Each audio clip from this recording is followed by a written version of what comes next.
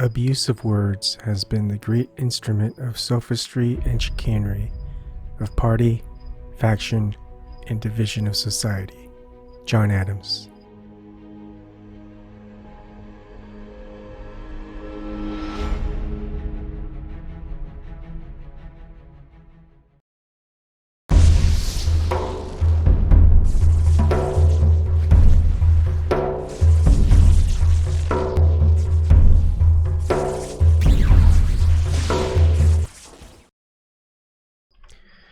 Good evening, everybody. Sorry I didn't do a stream last night. You'll kind of know why in a bit. So let me move on to that right now. Starting on I should probably put 16 months here. Starting on September 22nd, I added a PayPal.me here. First video of the month, which is today, the first video of the month, because I didn't do one yesterday. I'm going to just disclose how much I've gotten so far from that. Bitcoin, Vertcoin, so far $0 as far as I checked, but I might as well go ahead and check now. And you can easily just do Bitcoin Explorer and Blockchain Explorer, that works. And you put in the address, BTC, and you can see that this is the donations. I've not received any. This is from me, from my Patreon, and then that I closed, and then this is giving it to Susie Dawson when she needed it. And then here's Vertcoin. Just type in Vertcoin Explorer. Sometimes you could just go ahead and put the address down. That would work. And then you'll see that, oh, there's no transactions because nothing is ever transacted on it. Anyways, that is that. The reason why I do that is because super chat, I know people have donated and I'm going to see my thank yous. And Google or YouTube takes a big chunk. PayPal takes a big chunk too, but not as big as YouTube.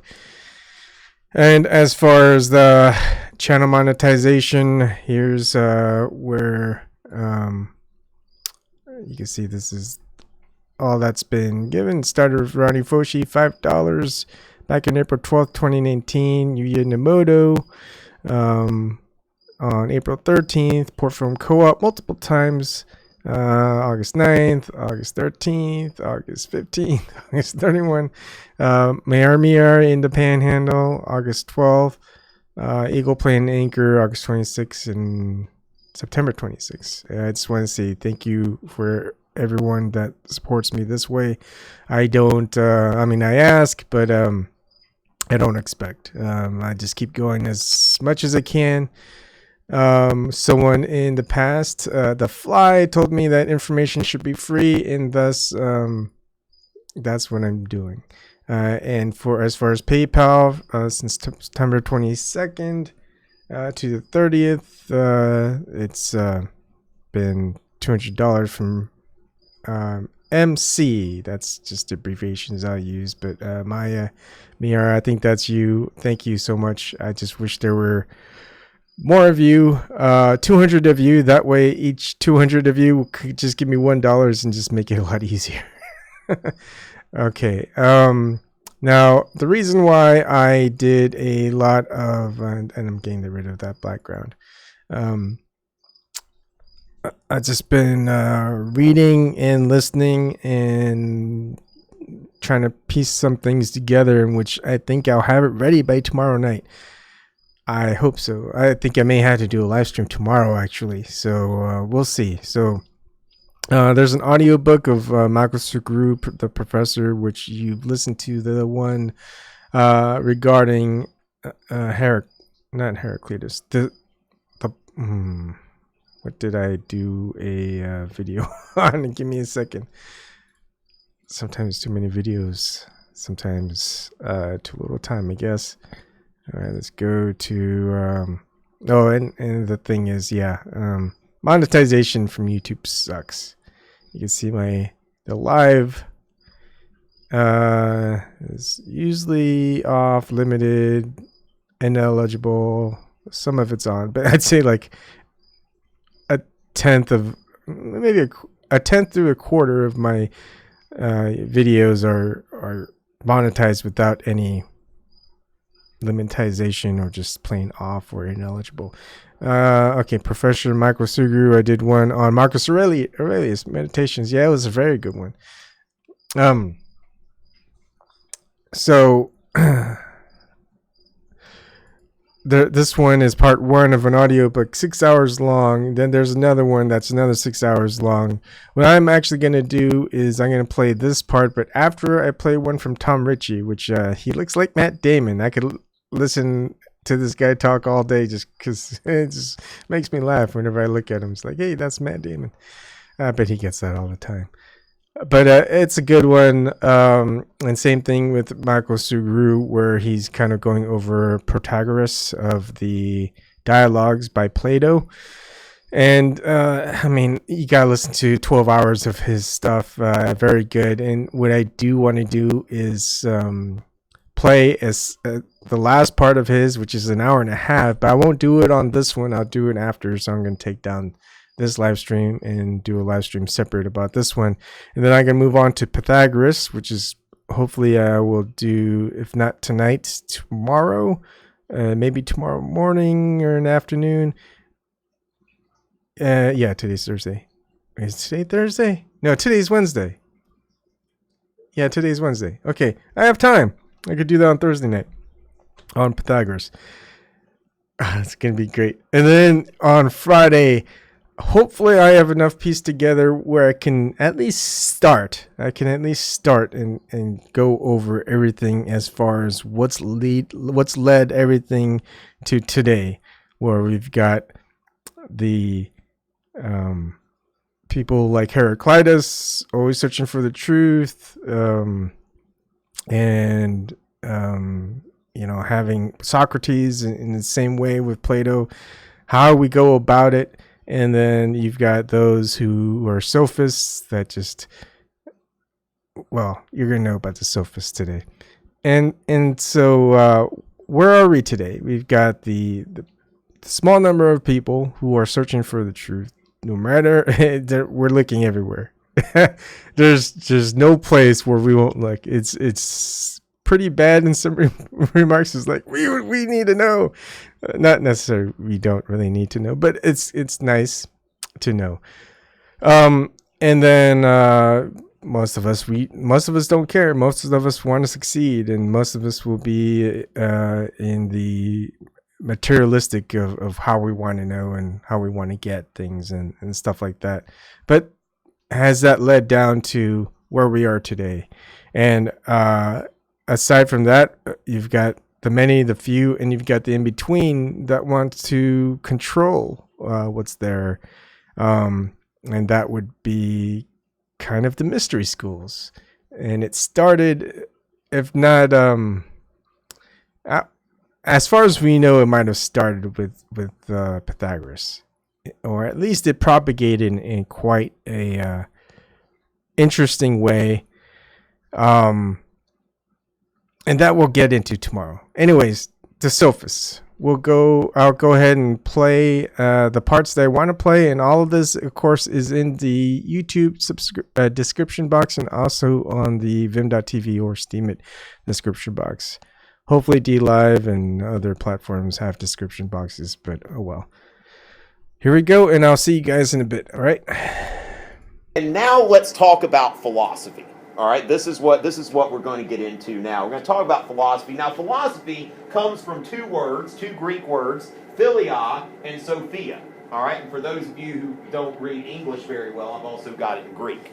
Now, philia, sophia, which means the love of wisdom. Philosophy is the love of wisdom. Now, what kind of love are we talking about? Wisdom. No. The Greeks had many definitions for love. When love is used in the Bible, we have one word for love in the English language. What? Go ahead. I don't know if she said the right thing. Appreciation. That's not what I was looking for. So I did hear that. Those are not the droids I was looking for. But anyway. Now,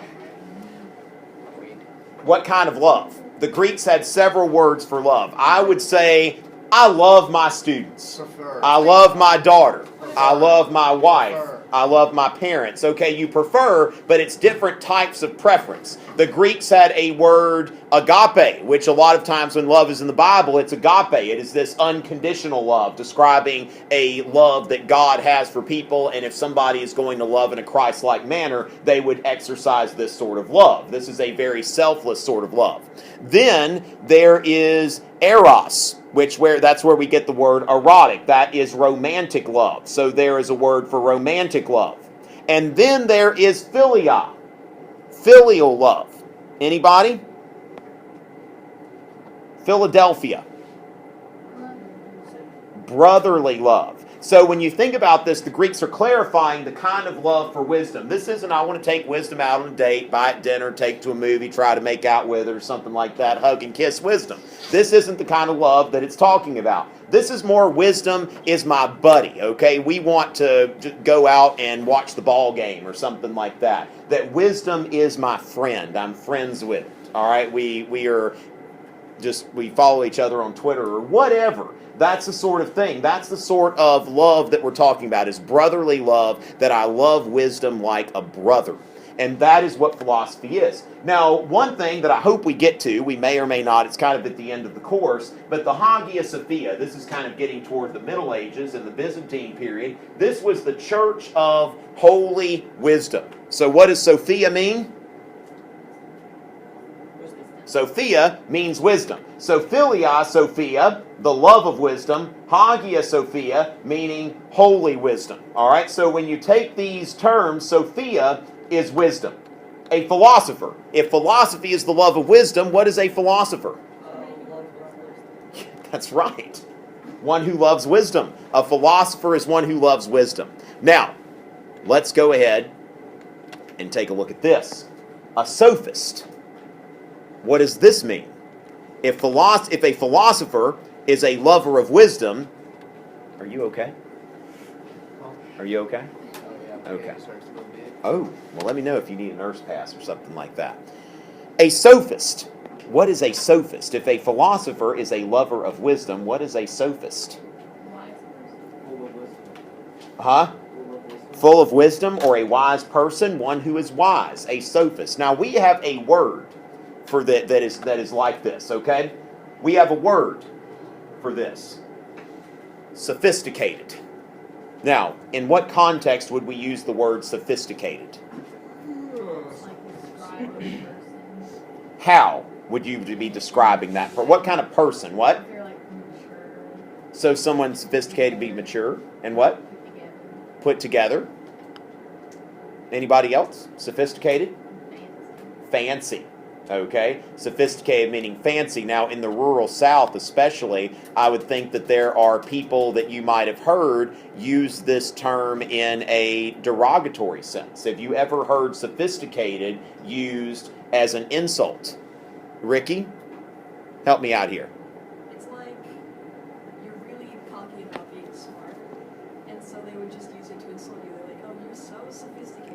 Okay, so someone who's sophisticated could be somebody who is cultivated and civilized and educated and all that, or it could be somebody who's pretentious, somebody who is acting as if they're smarter than they actually are. I've had some students who are very sophisticated in the sense that, yeah, this person is very smart, very cultivated and all that kind of stuff, but every once in a while there's a student who comes in and I expect by their demeanor that they are really, really smart. And then I start grading their tests and their essays and all that kind of stuff, and they're not quite as sophisticated as they act. It's more of a persona that they put on. So sometimes you're describing somebody who's just really pretentious. Y'all know both types of sophisticated people, right? You've met people that you would describe as sophisticated as a compliment, and some people you might describe as sophisticated as an insult. You have some pretentious person that puts on a cardigan to talk about philosophy or something like that. That person could be described as sophisticated, you know, wearing glasses when they don't even need them or something like that.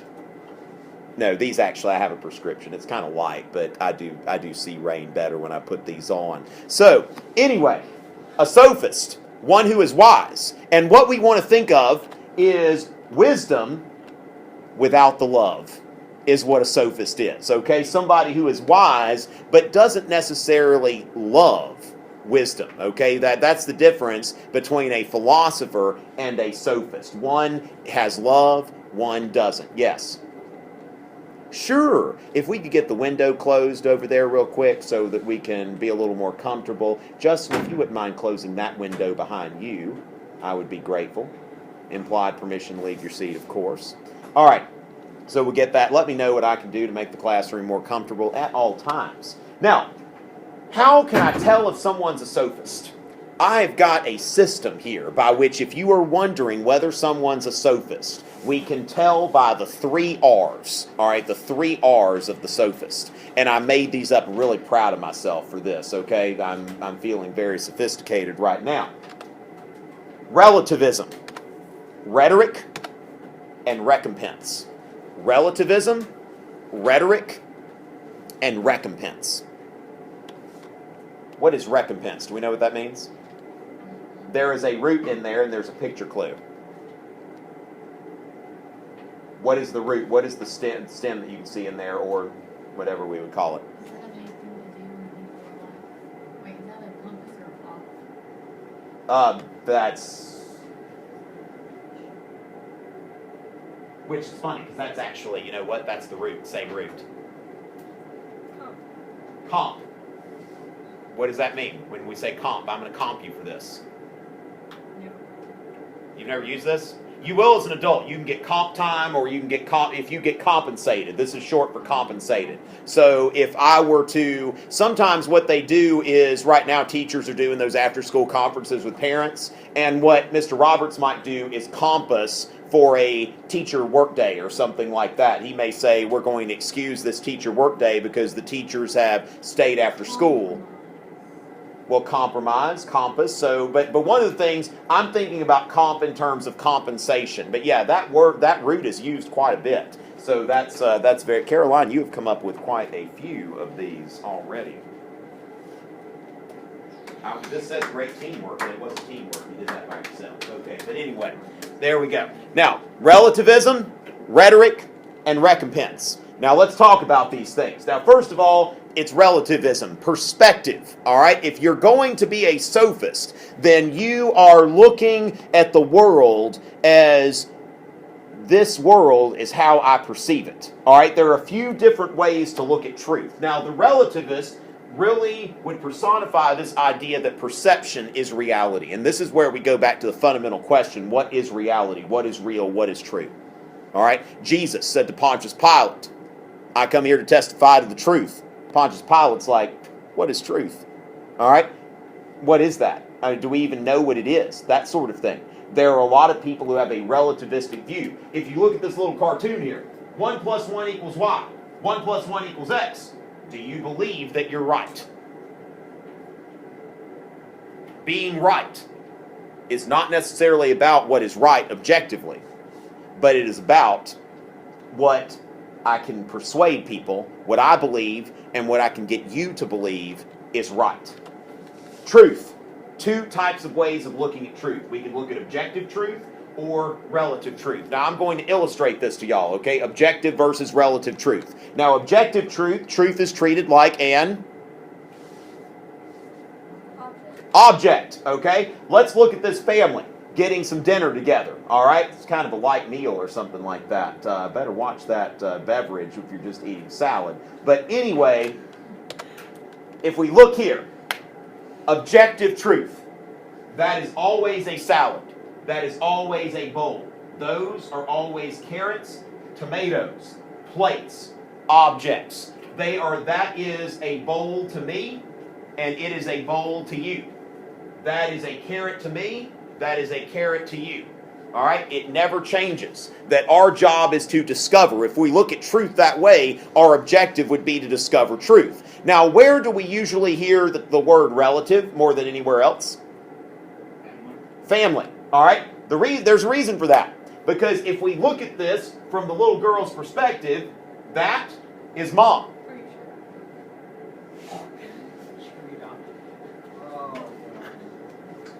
Wow. Okay. Does she believe, as long as she believes that that's her mom and dad? Okay, very, very good. That was a very sophist sort of move. All right. Now, mom, dad. Now, the thing is, I could describe myself as a dad. But when it comes down to it, am I a dad? Yeah. You're not my dad. Well, I'm not your dad. I'm not your dad. Right? I'm not your dad or your dad or your dad. I'm actually not anybody's dad in here. Although I would describe myself as a dad, when it comes back down to it, I'm only a dad to one person. There are 7 billion or so people in this world. And one person calls me dad. I get it. You get it. What? Because, like, to us, to be dad isn't true, but to Caroline, your Caroline, it is true. Yes, to my Caroline, it is true. Okay? And that's the thing. So with my Caroline, it is true that I am her dad, but I'm only a dad to one person. All right? And my wife is only a mom to one person. Now, the thing is, when Caroline and I come home, let's say that I get home with Caroline, we walk in the house. Wife. Now, to her, mom. To him, wife. All right? So, and the thing is, it's like my wife is a wife, but she is only a wife to one person. She is only a mother to one person. But the dad sees something completely different than the little girl. All right, do you see what I'm saying here? That your relatives, they're called that because that's who they are relative to you. So that's where you get into that whole thing. It's like, well, are you a dad? Well, from this person's perspective, you were a dad. So let's think about looking at truth in the same sort of way. Anybody read 1984 yet? No. No. All right. If you haven't read 1984, you might. I think that's at least an optional. Are there any upperclassmen you know that are reading that for a class? What? Sister read it last year. Okay, did she have to? Was it required? Okay, so y'all will read it at some point. You want me to give you a quick preview? Y'all probably would like that, right? Get Is that something. the one with Big Brother? Big Brother is watching you. That is correct. That is 1984. Now, the thing is that in this book, Winston is living in this totalitarian state. The main character, the protagonist, is in a totalitarian state. Big Brother is watching you. Now, the thing is, there's one of the big debates in the book. Now, it's also, which Richey was quoting the Rage Against the Machine song where this is, who controls the present controls the past. Who controls the past controls the future. If you can redefine the past and say what has happened and determine what people's values are, then you can determine the future. Or who controls the past controls the future. Who controls the present controls the past. All right? So by controlling the present, you can control the past, and by proxy control the future, because you can use mind control. You can convince people, you can persuade people that your way is correct. 2 plus 2 equals what? X. 4. Well, see, there's the thing. I've used rhetoric here. All right? I have already just said, like, look, 2 plus 2 equals X, and because I told you that, that's what it is. And so even though some teacher before, 2 plus 2 equals 4, 2 plus 2 equals 4, right? But y'all see it there, 2 plus 2 equals X. Okay, very good. Now, I'd probably have to try a little harder than that, but maybe if I could persuade you. Now, here's objective truth. It is what it is. 2 plus 2 equals 4, all right? Because it is. I take 2 objects, I add 2 more objects, it's always going to be 4 every time. And that's one of the big debates in this book, that Winston is insistent that 2 plus 2 equals 4. Now, but what if? What if it is only 4 because we believe it to be? So if I said 2 plus 2 equals 5. Hey, pretty good, huh? I'm going to see how it looks on the camera. Let's see. 2 plus 2 equals 5. All right. Now, if I could do this well enough, maybe I could persuade you to that. And if you all came around to believing that 2 plus 2 equals 5, would 2 plus 2 still be 4? No. Why not? We believe it's 5. Relative truth. The truth is whatever we believe it to be. The truth is what is going to be most convenient for us. Now, when you think about this, did you see some relativism in what you read? Which we'll talk about more next time. The clouds. Okay? You want to go to the thoughterary to learn? For knowledge or for power? We'll talk about that next time. Let's hold off on that. Now, the thing is, if truth is objective, what is my objective? If truth is objective, what do I want to do when it comes to truth? Make people believe. Huh? Make people believe. Well, or I need to find out what it is. Okay? Truth is this wallet. I lost my wallet. I don't have it. What do I need to do? Find it. Okay, I need to look for it. So if I believe in objective truth, my job as a lover of wisdom, right? Lover of wisdom, I'm looking for truth. Oh! Found it. Okay? Now, facepalm, huh? That bad. All right. Now, but if I am a relativist, oh, okay, I've got my wallet. It's in my pocket. What? As long as I believe it's in my pocket, and as long as I can persuade you that it's in my pocket, then that's it. I get pulled over, and a police officer says license and registration. I mean, think about we've got some guys in here. A lot of the guys are gone for whatever reason, but Jedi mind trick. You know, it's just these are not the droids you're looking for. And, oh, these aren't the droids we're looking for. And that becomes truth to that person. All right? And I could say, my wallet is in my pocket. That is truth. That becomes truth because we believe it. Now, if that is my concept of truth, then what is my objective? Basically what you just said a little while ago. If truth is whatever people believe it to be, and there is a version of the truth that is most convenient for me, then what? If truth is whatever I believe it to be, would I want to believe what is most convenient or least convenient for me to believe? Most convenient. And what would I want you to believe? What I believe. I not only want me to believe what is most convenient for me, but I want you to believe what's most convenient for me. Now, if I'm going to go around telling people 2 + 2 = 5, I'm going to have to do a little better than that, right? Okay, I have not persuaded you, Megan? 2 + 2 = 5. Okay, not persuaded. I need to do better. So therefore, if I want to be a sophist, then I need to study rhetoric, which is the art of public speaking. That you know people who can speak very well, who can put arguments together that sound really good and persuade people. And people think, whoa, that was an argument. I have nothing to say to that. This person is such a good speaker. There have probably been times, if you ever heard somebody speak, and you think, this person, wow, they're making a lot of sense. But then later on, you look at what they said, and you think about it, and you realize it didn't make a lot of sense. That this person really just hoodwinked you. Y'all ever been in that situation? Yeah. Or has there ever been a situation where you've heard a speech delivered, but you read the text, and the speech wasn't nearly as impressive as this person made it out to be? You know, think, Richey, what are you talking about? We don't read. But anyway, public speaking. If you want to persuade people, then you need to be a good speaker. And you need to learn the power of persuasion. And persuasion is not just about what you say, but how you say it. Pathos, logos, ethos. These are 3 things that we use in order to persuade people of things, okay? And our objective here is power, and specifically power over others, power to promote the version of the truth that best suits us. Because if truth is relative, do I need to seek it? No, I need to determine what's best for me. I need to believe that, and I need to make you believe that.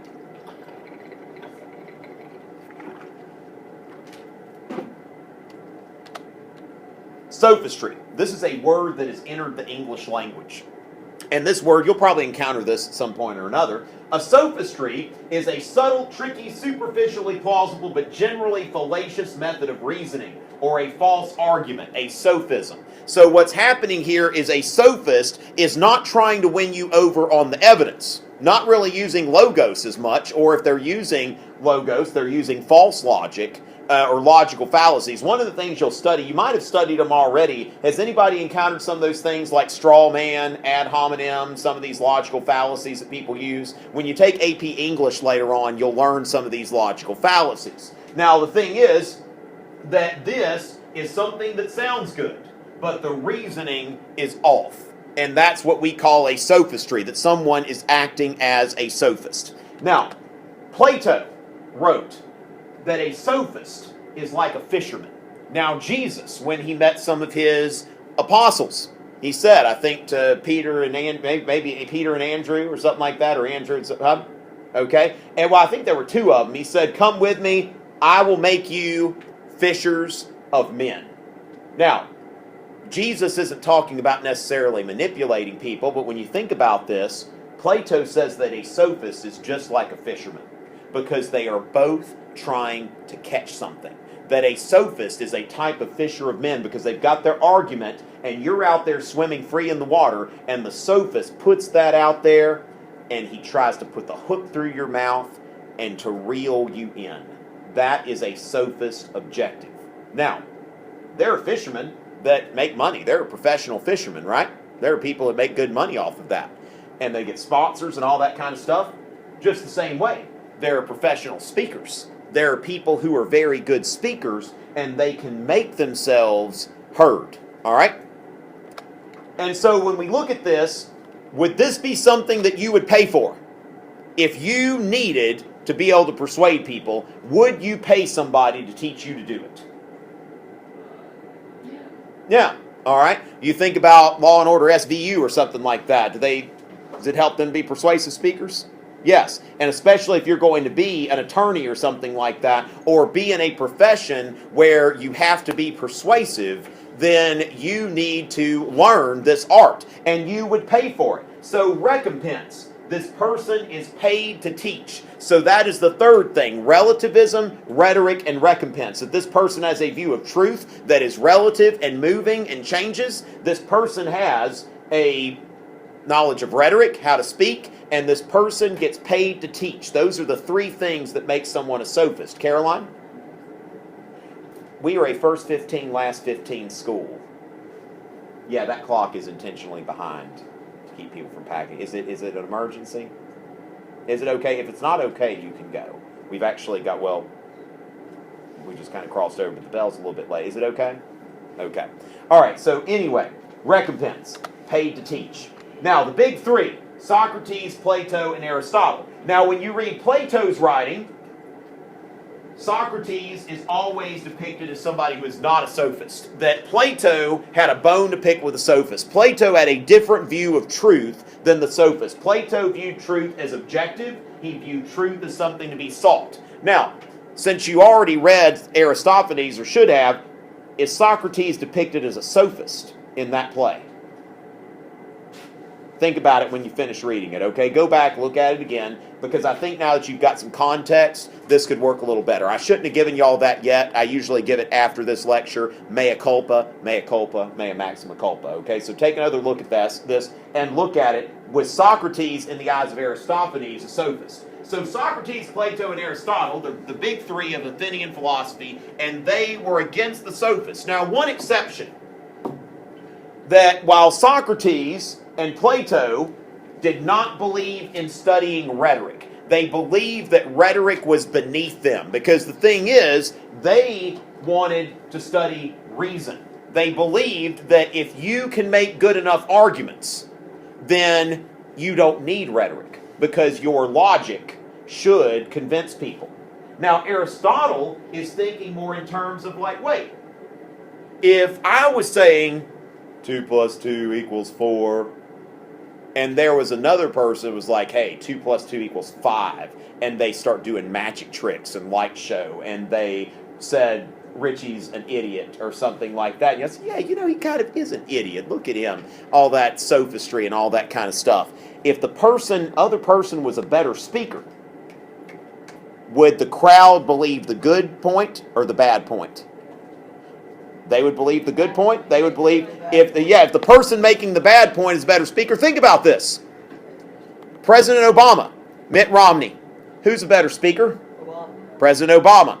President Obama, John McCain. Anybody remember John McCain? John McCain, who wants to be president of the United States, and my hands are like this, and I'm very old, and I talk in a voice that does not really inspire or motivate people. Now, was this somebody people wanted to vote for? No. Who was the better speaker, President Obama or John McCain?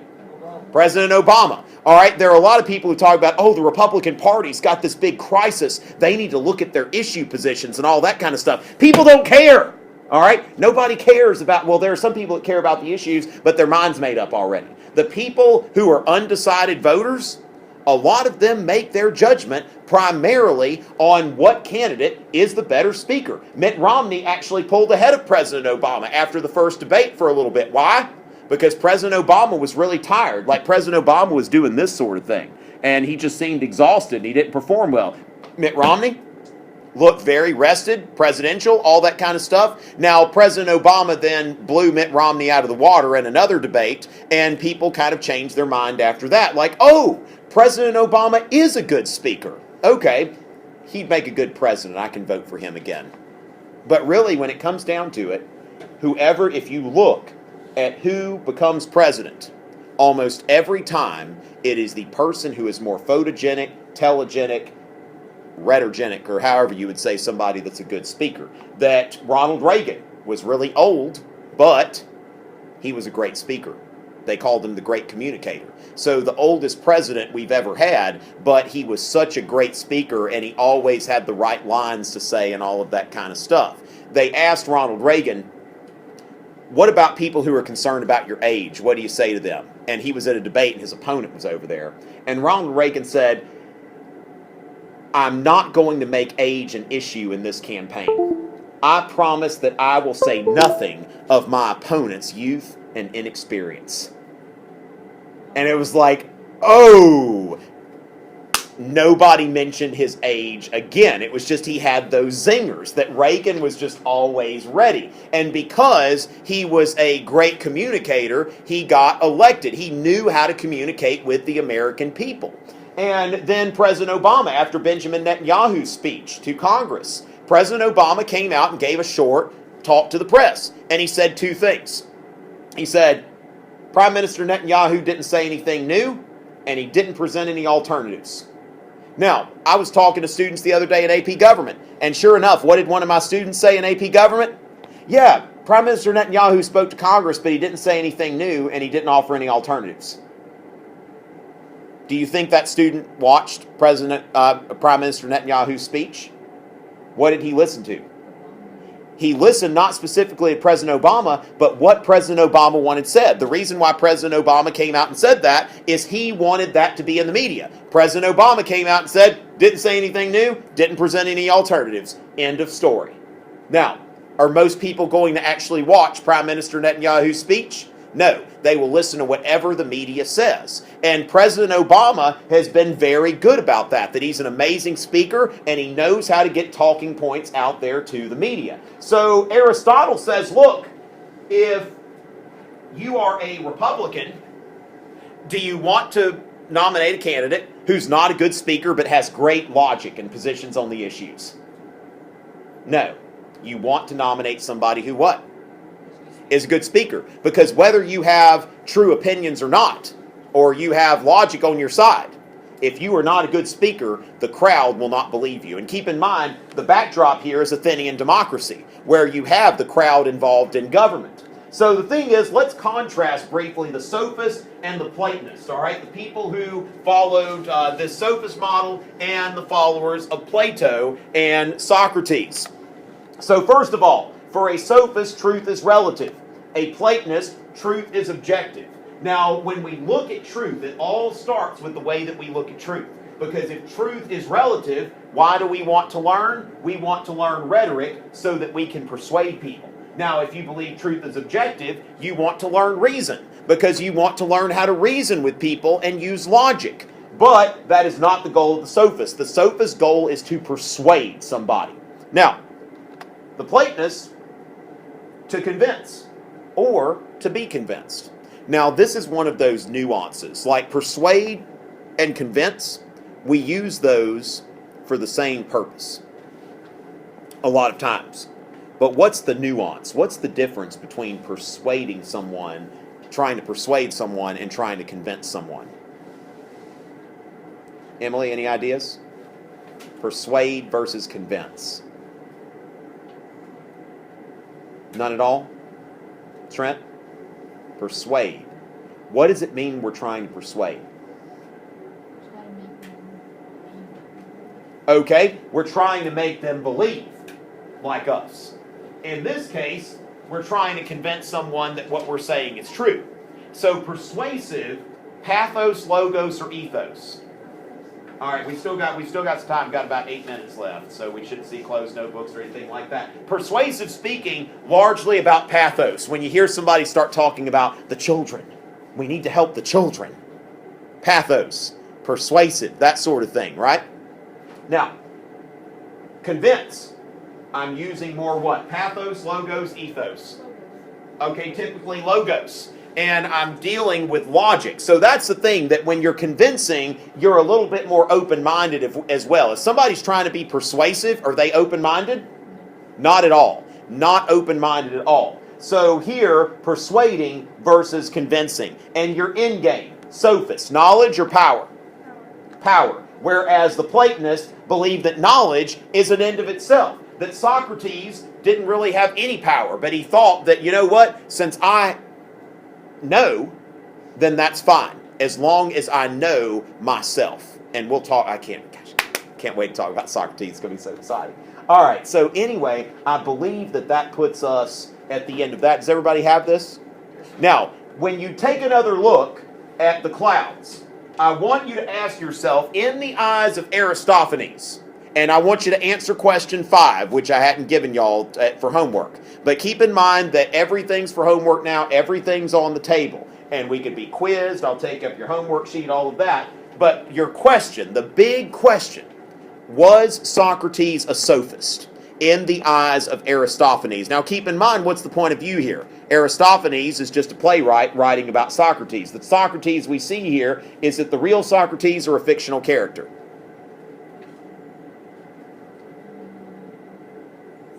Well, we'll decide that, okay? So y'all read it and ask yourselves, was Socrates a sophist? And with that, that wraps that up. Thank y'all very much, and hopefully we've got a little bit.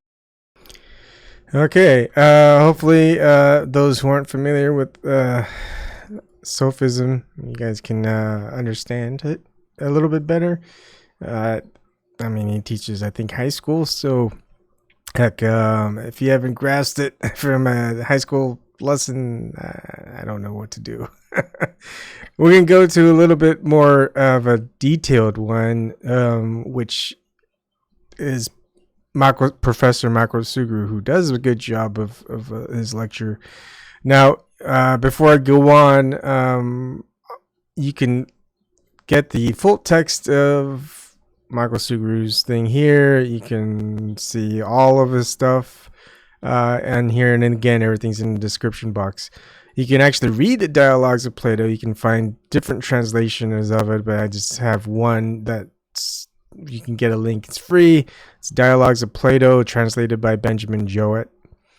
And you could also get different types of, but anyways, I'm going to go ahead and play this part. It might be about less than an hour, and then I'm going to end the live stream. I should probably make sure I've got something on. Oh, my Zoom just went out. What's going on here? Where's my camera? I think my camera got overheated. Yeah. Well, that's what that sound was for. Well, I'll have to take a break.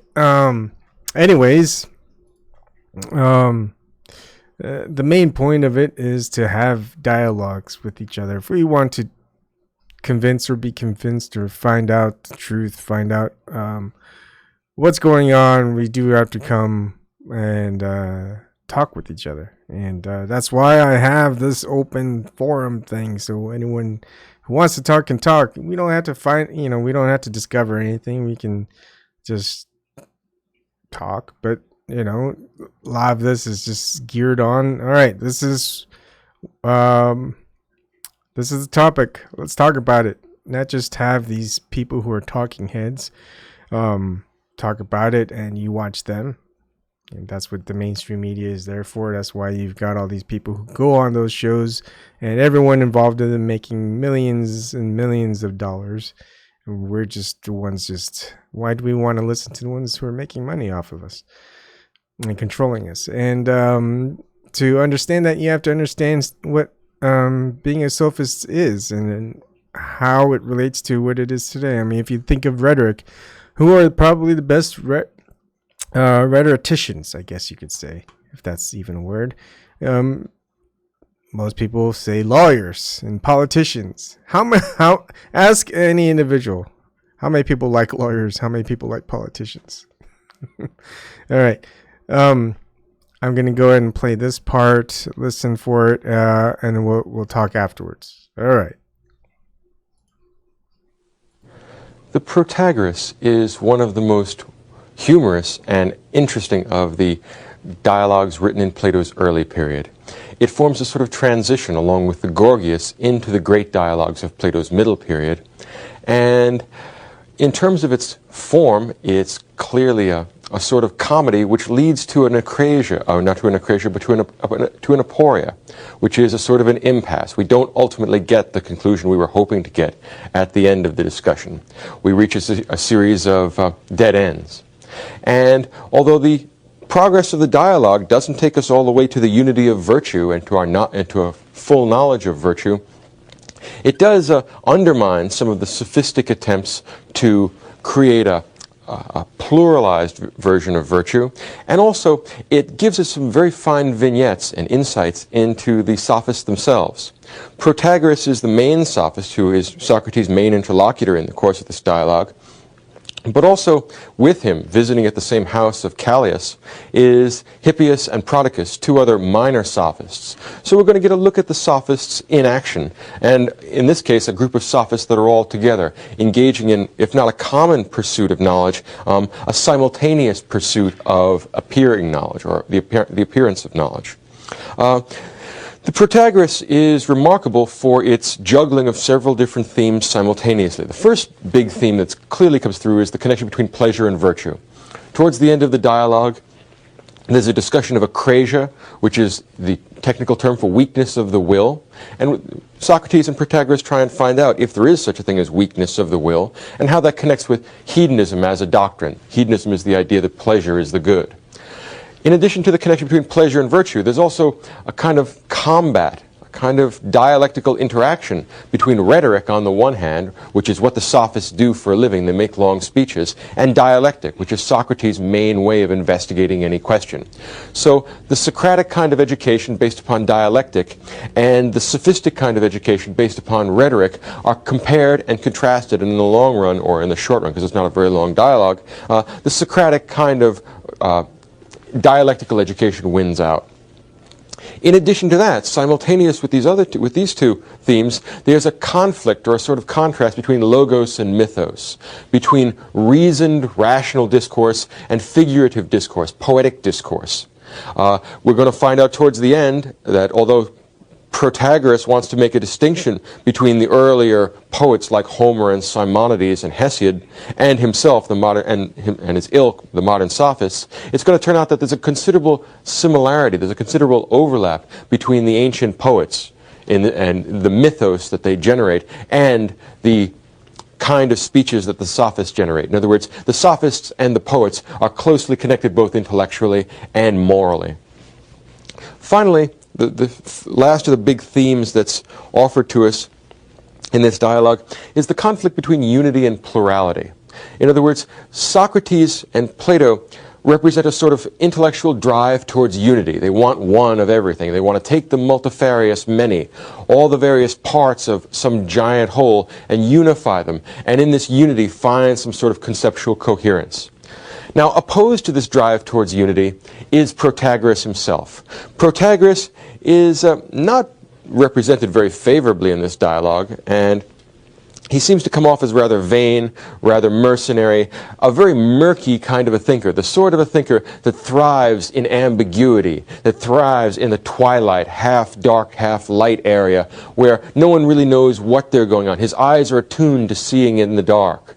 And his favorite kind of discourse is a sort of relativistic discourse which does not demand extreme precision the way Socrates does. He likes long speeches as opposed to Socrates' kind of dialectical interchange where we examine sentence by sentence, word by word, line by line. This ambiguity that he gets from long speeches is what Protagoras thrives upon. He also likes poetic imagery. If he has a choice between presenting a logos, a reasoned discourse, and a myth that he invents on the spot or perhaps has a collection of them in his memory, he always goes with the mythos. He finds it more pleasurable and also more advantageous. It's very hard to get hold of an antagonist that's producing a myth. And Protagoras knows that he's not going to take too much criticism about a myth itself, because myths are notoriously protean. They tend to move around. They don't give us something clear and definite to fix our thinking on. In some ways, you could say that Protagoras is the advocate of myth, and poetry is his favorite discipline, and Socrates is the advocate of mathematics, because it gives you that pure, crystalline, definite thing to think about. And so in some ways, it's a fight between the advocate of pure reasoning and the advocate of imagination, the advocate of murkiness or ambiguity. Now, this murkiness or ambiguity makes itself immediately apparent if we think about what Protagoras is famous for, not just in this dialogue, but in Greek culture as a whole. He's the one that coined the term, or the phrase, man is the measure of all things. And what that means is that all things, all thinking, and all being are absolutely relative to the knowing subject. So you may think that 2 and 2 is 4, and someone else may think that it's 5, and well, for you it's 4, and for him it's 5, and whatever other answer we get from somebody else, that's true for them too. And what it does is, it's not limited, of course, to mathematics. It's also questions of taste. You may think a painting is beautiful. Someone else may think it's ugly. Well, both things are true. The problem is he takes this relativity, this absolute relativity, and extends it throughout the entire realm of discourse, even to things like mathematics or knowledge or logic. What this does, the result of this drive towards infinite plurality, right, is that language breaks down altogether. We end up talking to ourselves because you may have one language and you may be meaning one set of things with the words you use, but I'm using words that may seem similar and may not, depends on who we ask, right? It'll change from person to person, and you really can't compare my language to yours. What this does is put into our thinking a sort of centrifugal force that atomizes all of us, and we all end up becoming solipsists. We all end up talking to ourselves because there's no coherence between these absolutely relative nodes of judgment. What Socrates is trying to do is force Protagoras away from that extreme relativism, which in some respects is perhaps built right into the sophistic position itself, not just to Protagoras. What Socrates is trying to do is create a sort of conceptual drive towards unity which makes real communication possible. And the only way that real communication will be possible is if we share, at least in part, perhaps in whole, but certainly in part, a common language, a common set of meanings for our words. So that means that man isn't the measure of all things, and 2 and 2 really is 4. And if you think it's 3, it's not that you're right and I'm right, you're wrong. The only way that it's possible for anybody to be true, to be right, or to make a true affirmative statement, is if it is possible for people to be mistaken. If there is just your opinion and my opinion and the next person's opinion, what we end up with is the impossibility of anybody making mistakes. And if you can't make any mistakes, there's also no need for any teachers, because there's nothing to teach anybody. Because whatever they think right now is right, and if the teacher gets them to think something else, well, then that'll be right too. So there's no change, no gain. So Protagorean relativism actually ends discourse altogether. It atomizes us and tends to tear social and moral and political bonds apart, and also ultimately logical bonds. For Socrates, one will be overlaid on the other. So this is what Socrates has in mind when he comes to see the great Protagoras. He intends to go to him directly and say, what is it you teach? What is it you know? And how is it you'll improve my young friend by having him study with you? He's going to give you money. What does he get from you? This is going to be the upshot of his argument. Now, one other thing we should notice before we look at the details of the argument itself. When you are reading the dialogues, it would be a good idea to look back at the symposium when you look at this dialogue. The reason why is that almost all the speakers in the symposium are here. Right? It's held in the house of Callias, and there are 12 or 15 young men there, plus the 3 sophists. And all of the important speakers, Agathon and Pausanias, symposium will be here. Also, when you're reading this dialogue, you should look at the Gorgias, because many of the same themes that are presented in the Protagoras are covered from a different angle in the Gorgias itself. So those are the two dialogues you should connect with it. Let's think how it starts.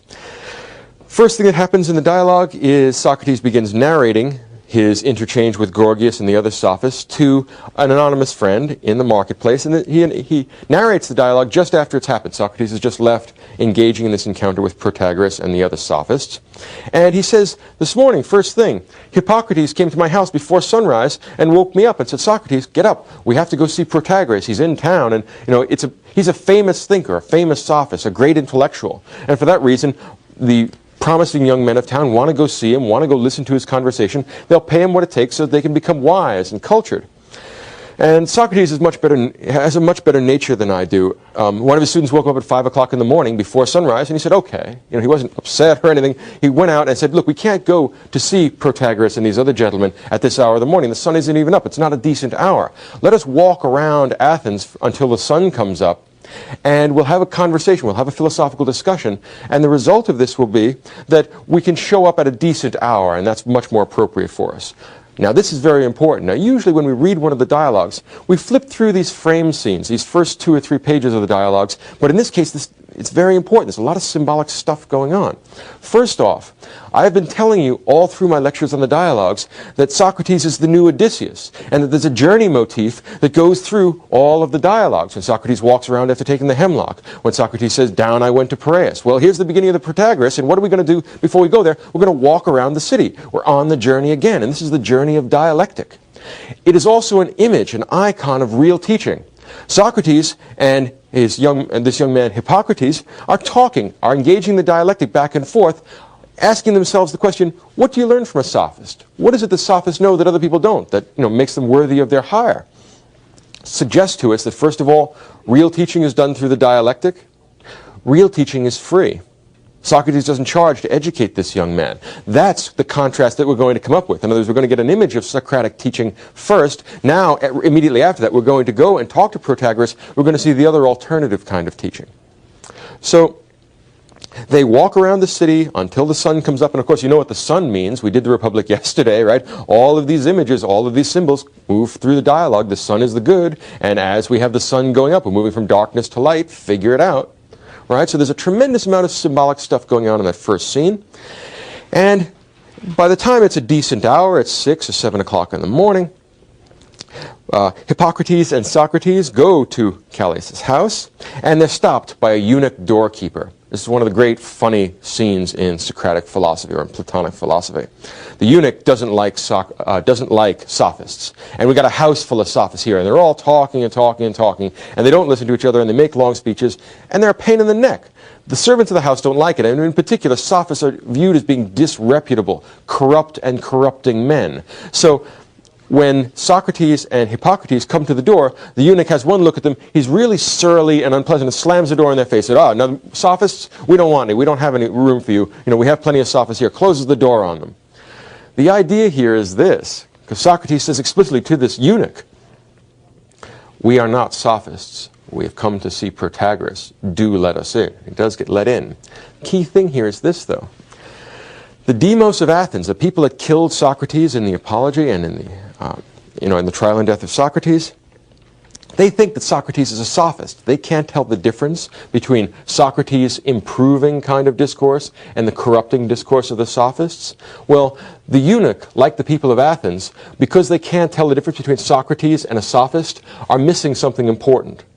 Right? Either testicles or philosophy. But the idea is that the demos of Athens are philosophical eunuchs. Right? They can't see the real eros for knowledge that is characteristic of Socrates. They don't appreciate it. So this scene is very carefully crafted. It's only a page, but it shows Plato at his best. I mean, it's caustic if you read it properly, and if not, you just turn the page. But anytime that you attempted to turn the page in a Platonic dialogue, you're not picking up what they're driving at. Go back and have another look at it. So we get by the eunuch that guards the gates of hell, and now we go directly again to an analogy, or to a scene, to an idea stolen directly from the Odyssey, Book 11. Those of you who know Homer know that Odysseus goes down to Hades, right, and sees the spirits of the departed and the heroic and kind of monstrous figures that are down there. Well, as soon as the door opens and Socrates and Hippocrates are admitted in, we have a replication of the kind of rhetoric that's used in that part of the Odyssey, Book 11. Socrates is the new Odysseus, and he's going down to hell. He's going down to Hades to see the monstrous shades that live down there. And Hades is full of sophists. Right? Think of the irony. I mean, it's in some ways like the Divine Comedy, right? I mean, we're going down to hell to see these great evil men, but they're still alive, but in a sense they never really were alive because their souls are dead. So we go down and visit the dead souls. I'm right about this journey motif, and this is the new Odyssey. Down we go to Hades, and we're going to find out at the end of it, when Socrates wins the argument and moves on, that Socratic rhetoric, the dialectic, the real way towards truth, is what leads us out of Hades. It's what lets us out of hell. The true pursuit of knowledge makes us blessed and divine. All right, so he goes into and out of hell. So here we're going to have a little comedy in hell. And hell is full of sophists. All right, once you pick up on that, you begin to realize that there's going to be a lot of witty interchange here, and all these people are slightly daemonic. We're going to have three sophists, and it's going to be like a three-ring circus. We're going to have one great one who will contradict himself all the time and say mushy, murky, ambiguous things. Why? Because this is the best he can do. He thinks this is clarity, or better still, there's no clarity to have, so mushiness and ambiguity is the best we're ever going to get. In addition, he's going to have two other sophists, Protagoras and Hippias there. And Protagoras and Hippias will be constantly parodying themselves. In other words, Plato is a great wit, and this is a true exercise in high comedy. Protagoras is well known for his ability to make fine distinctions between equal and equivalent, between happiness and joy, between certainty and sureness. In other words, he's great. He would have made a great lawyer in the sense that he can make non-distinctions between words. That's what Protagoras does all the time. The few times that Protagoras is going to talk in this dialogue, he's going to say, do you mean equal or equivalent? We should listen to both impartially, but not identically. In other words, that's what he's going to be doing, parodying himself all the time. Hippias, the other alternative, the other sophist, he's going to make the kind of standard distinction between nomos and phusis. But after listening to Socrates speak, or actually, after Socrates finishes speaking, Hippias will say, you know, that was a wonderful discussion, Socrates. I have something to say about that poem as well.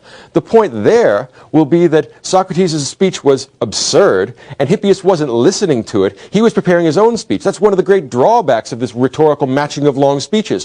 When your opponent is talking for an hour or so, you're not listening to him. There's no communication going on. What you're really doing is thinking about what you're going to say. Well, Socrates has just gone through an elaborate lampoon of the kind of rhetoric that the sophists produce. And he makes all these ridiculous, absurd propositions. And at the end of it, Hippias says, you know, that was a highly meritorious discourse. I have a few things to say on that. And then Alcibiades comes and just cuts him off and says, later, you know, some other time we'll listen to you. Please continue the discussion.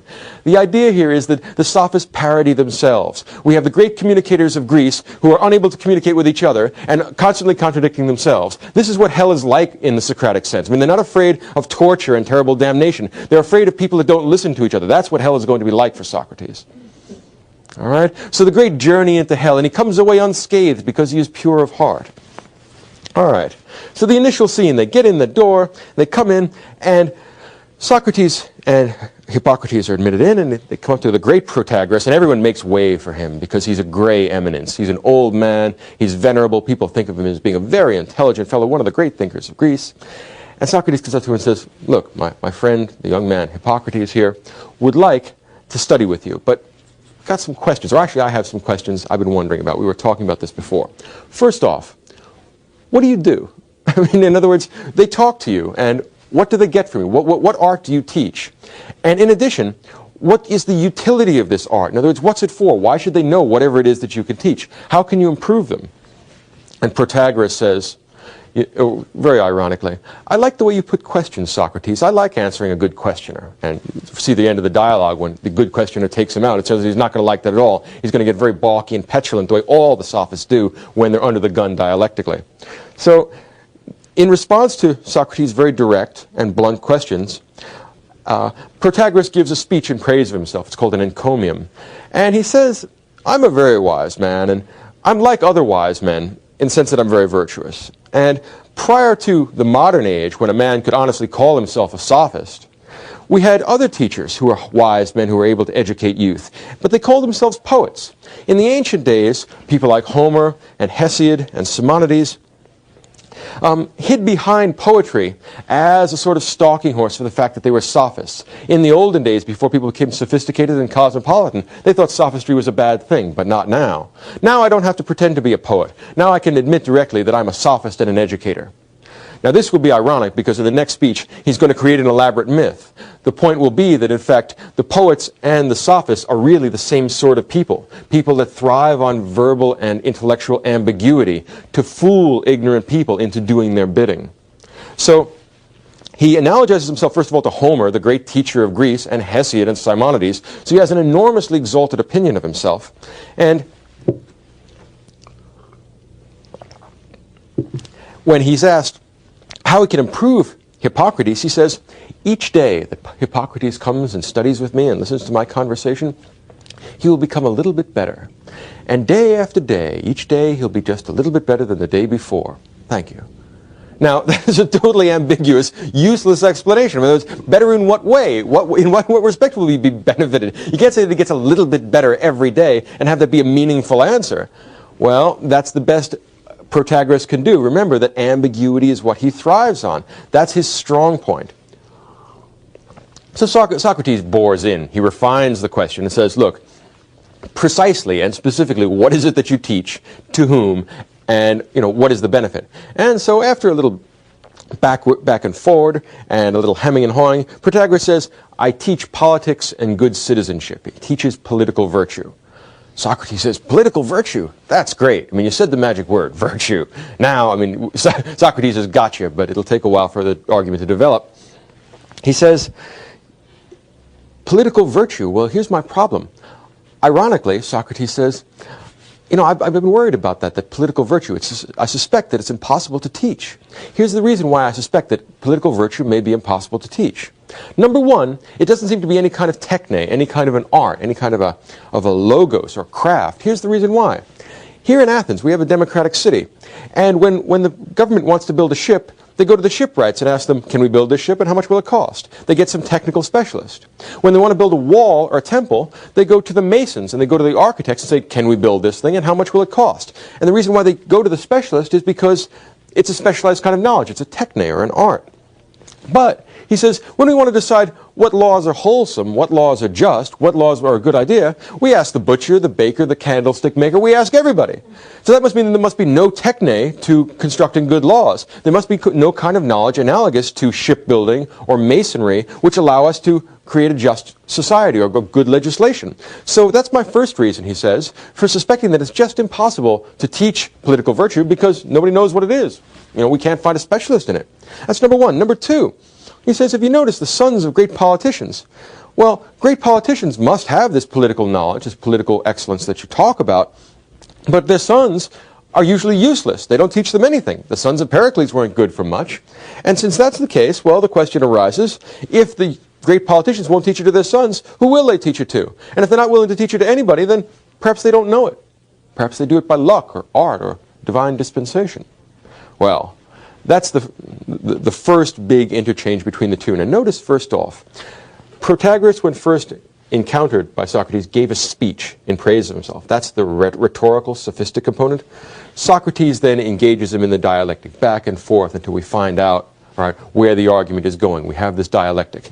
The whole dialogue is organized like that. There's a constant dialectic. First we get a speech, and then we get a series of dialectic interchanges. And then we get a speech, and then we get dialectic interchanges, and then we get a speech, and then we get dialectic interchanges. It happens 3 times. So the whole dialogue itself is one big dialectic. And in between the second and third sets of speeches and dialectic, we get an impasse, which is worked out between the two. In other words, it's a fight not just between Socrates and Protagoras, but it's an argument between these two styles of discourse and these two kinds of thinking. That's what it has in common with the Gorgias. 2 different ways of thinking and talking are being contrasted here. And as in the case of the other Platonic dialogues, the dialectic emerges victorious. Because at least then we know what we're talking about. We move from the realm of darkness to the realm of light. We can precisely analyze what's going on. And Socrates' commitment to communication and to the clear articulation of ideas emerges triumphant. what remains to be shown is that Protagoras himself is not committed to that. He's just committed to making a few dollars. Socrates never contradicts himself in the dialogues, or very rarely, unless he's doing so intentionally. Protagoras does it several times in the course of this dialogue. Like the Euthydemus, will find that the sophist believes one thing and also simultaneously believes another. He's not a unified, integrated soul. Right? He believes a number of different things. Now, faced with this challenge from Socrates that political virtue may not be teachable, Protagoras says, well, would you like me to give a logos or a mythos? In other words, how would you like me to respond to that? Do you want a clear dialectical argument? Because I can do that. I mean, I'm an experienced speaker. I can speak in every style. Or would you like a really nice story? And of course, since we have people out there other than Socrates, they decide, we'd like a really nice story. Whichever turns you on, whichever you really like, that would be fine. So tell us a story, granddad, because he's an old man, a gray eminence. And he says, you know what? That'd be fine, because I like telling stories. So they're all sitting in a circle, and Protagoras gives two myths. Now, remember, though, he just, at the beginning of his discussion, praised himself because, unlike Homer and Hesiod, he can admit that he's a sophist and not try and hide behind poetry. And what does he do the first time that he's called, to put up or shut up? He invents some clever story that he describes as pleasant. It'd be more pleasant for me to tell you a story than these difficult questions and answers. That's rather hard. You've got to do a lot of thinking to do that, whereas this comes real naturally to him. So he gives two myths. The first is the myth of Euthydemus, Prometheus and his brother, and that's where all the various virtues or capacities like claws and teeth and speed and quickness of running are given to the animals, and there's none left over for man. So Prometheus has to steal the fire of the gods, right? And that's where that's where human beings as natural entities come from. He then creates a second myth, saying, well, just with fire and the things that they get from Prometheus, human beings can't form cities and can't form justice. And so Hermes, a kind of separate creation, after human beings are running around with the animals holding on to the divine fire, then Hermes and Zeus decide to send down justice and plant it in every human heart. Isn't that an edifying story? Well, it's really not edifying. The point of it is this. The sophists thrive on the distinction between nomos and phusis. Between phusis is the Greek word for nature. Things that exist naturally, like the law of gravity, are contrasted with things that exist conventionally, like laws against parking and no parking zones. Well, they think that all of law, including laws against murder or theft or rape, any of the great evils, they're also conventional, arbitrary, not to be taken especially seriously. Well, by creating two myths, one to cover phusis and one to cover nomos, Protagoras is really gesturing at that. And Socrates is much too quick to miss that. He knows exactly what Protagoras is doing. And Protagoras has an idea, but it's the usual hazy, murky, ambiguous, messy stuff that goes on in Protagoras' mind and in his rhetoric. So Socrates says, well, look, that's all very interesting, and that's a very nice kind of a speech, but there are problems with it. And Protagoras says, well, look, before we engage in that, because he'd like to avoid getting involved in the dialectic again, he says, look, this is why your Athens is run the way it is, because the reason why democracy makes sense is because everyone has a little bit of this divine justice from Zeus and Hermes in them, and at the same time, there's a separate creation myth for our relationship to nature. The point here is that Protagoras is not an Athenian. All right? He's a foreigner, and he moves from city to city, all right? And he's a relativist with regard to language and to logic and to morals, because man is the measure of all things. As Plato showed in the Republic, politics is ethics writ large. Because he has a relativistic ethics, he also has a relativistic political theory. So he shows up at Athens and invents some handy-dandy speech and some great myth to explain why the Athenian method of government is a really good one. On the other hand, if he went to an oligarchic city or to a city run under a monarchy, he could invent some myth to explain why that's really good too. They're all good. If you Athenians like democracy, well, then I can give you some myths and it'll tell you what a great thing democracy is. If you have a revolution and an oligarchy takes over, I'll invent some new myths, or I'll tinker with the old myths and I'll explain to you why that's really good too. In other words, man is the measure of all things, and here we are in Athens, so democracy is really great. Now you, Socrates, are a malcontent, right? I can legitimize anything by inventing some cute story. You don't seem to be able to legitimize any government because you're not happy with any of them. So you're a problem, Socrates, whereas me, I've only been here a day, and I already think Athens is just great. And when I go to the next city with a different kind of government, I think that's great too, because man is the measure of all things. And you think this, and he thinks that. It's all a question of taste and opinion. And my myth can smooth over the apparent distinctions in logic, or not just apparent, the real distinctions in logic, and make anything seem plausible and legitimate. Well, Socrates goes after him and says, look, I need to know, I want to engage with the dialectic. I'm not especially interested in your myths here. And here's what I've been wondering about. Virtue.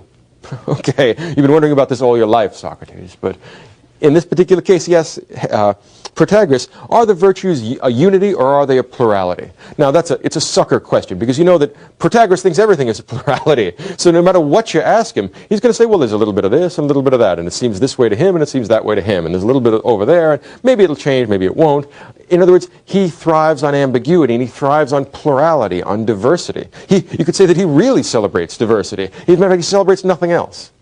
There's no drive towards logical unity or coherence in him, whereas Socrates is exactly the opposite force. From many, one, e pluribus unum, right? You think that there are lots of virtues? Well, aren't they all really the same thing? Knowledge, something along those lines. So, at first, Protagoras gives mushy, murky answers. In other words, he won't give a direct yes or no. Is it a unity or is it a plurality? He doesn't like that yes and no kind of thing. Well, he says they have certain vague similarities, but also they have certain differences too. And he says, in a way he's balancing on the tightrope. Well, you want me to give it, the different spin? You want me to make it the same? I mean, I can do either, and I don't have any definite fixed opinion about that in any case. So they begin to discuss, and Socrates begins to press, and he says, do you really want to stick by the idea that the virtues are a plurality, not a unity? He makes an argument about the function of virtue. Aren't they all the virtues, for example, courage or justice or wisdom, aren't they all opposed to folly? And if they're all opposed to one thing, folly, aren't they really all the opposite of folly, whatever that one thing is? That's going to turn out to be wisdom or knowledge later on. But if they all have a consistent opposition, then don't they all have one kind of unifying foundation? Now, Protagoras is backing off. He doesn't want to get tangled in with Socrates because he sees that he's a very dangerous man in dialectic. So Protagoras begins to bristle and begins to kind of become petulant, the way all the sophists do when they get on the losing end of an argument, and then communication breaks down. He withdraws and he says, look, I want to give long speeches. So he starts to give a long speech, and of course the crowd praises him again, as they always do in these dialogues. And he says, well, some things are good for animals, some for plants, some for some people, some for others. For the sick, some things are good. For the healthy, other things are good. For the young, for the old, for the rich, for the poor, and complete plurality of virtue. And Socrates says, look, I want to engage in the dialectic with you. And as he puts it so ironically, I can't remember long speeches. Now, of course, Socrates forgets nothing, right? He has a completely focused memory. Everyone else may forget what's going on, and that's the point of these kind of long speeches. The sophists use words the way squids use ink, right? They throw them into the atmosphere, and then no one can see anything, and no one knows what we're talking about anymore. And that sounds like a great speech, so everyone claps at the end of it, even if they don't understand it. Socrates is the only one that doesn't clap because he understands it and says, that's not an answer to my question. And Protagoras says, well, look, I don't want to answer this kind of question, back and forth. It's really hard to do. So communication breaks down. The sophist on the one side is withdrawing from the dialectic. He wants to go towards rhetoric. Socrates, ironically, says, I can't remember things like that. Now, remember when we did the Meno? All knowledge is but recollection. When you're reading the dialogues, whenever you see remembering or forgetting, underline it, because it always has some symbolic meaning. It always means either knowledge or ignorance. And when Socrates says, I'm ignorant, or I forget speeches, I don't have a good memory for them, what he's really saying is that this doesn't lead us to any kind of knowledge, and I'm ignorant of this kind of business. Well, this little interlude, this impasse, allows the sophists to kind of parody themselves. Protagoras starts making elaborate verbal distinctions which get us nowhere, do not advance the argument in any respect. Hippias says, gentlemen, and he gives a sort of set speech, Athens by nature is a great place, it's a center of learning. It's unseemly for you men to part without really resolving this discussion. And the other listeners try and create some sort of relativistic compromise. In other words, how about if Protagoras gives long speeches and Socrates asks short questions?